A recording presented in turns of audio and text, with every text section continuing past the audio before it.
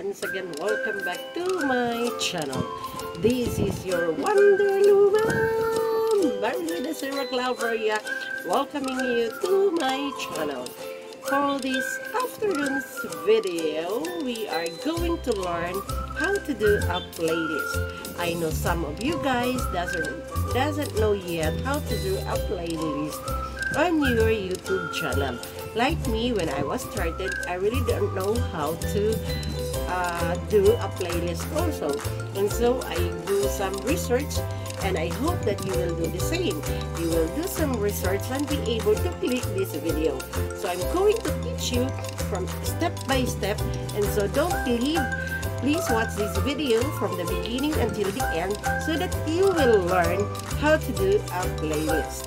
But can I ask you a favor, guys? To those who come that is not yet my subscriber, please guys, please mga ka-wonder, please click that red button, subscribe, and also the bell on for you to be notified and updated every time I will be posting some videos. So let's do a playlist. Let's start. Okay, let's go.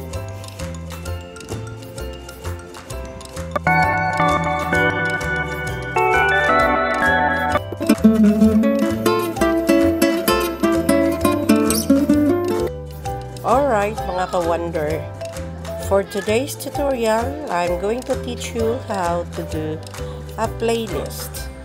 Alright, so you have to open your YouTube apps. Now that you are on YouTube apps, you have to click your icon on the right side, in the upper part of the right side, click that, and then you go to you open your channel. Click your channel, and then at the bottom, at the right side again, you will see library.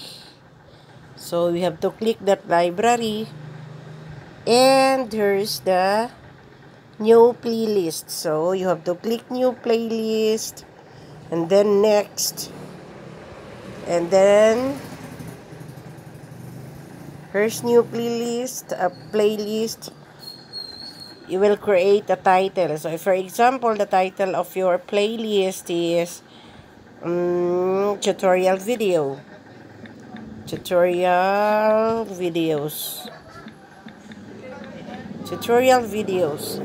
and then make this as public, and then create. So that's it. That's how you do a playlist. Sana nasundan nyo guys. Ganun lang kadali gumawa ng playlist. Thank you and have a nice day.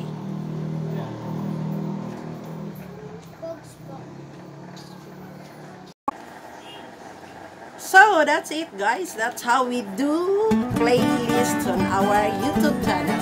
I hope that you learn guys, and make sure that you will learn this video to your friends if you learn. Also please do some comments if you learned a lot, and also please, if you're not yet my subscribers, please don't forget to click that red button below, and also click that bell all for you to be updated every time I will be posting some videos. So that's it guys.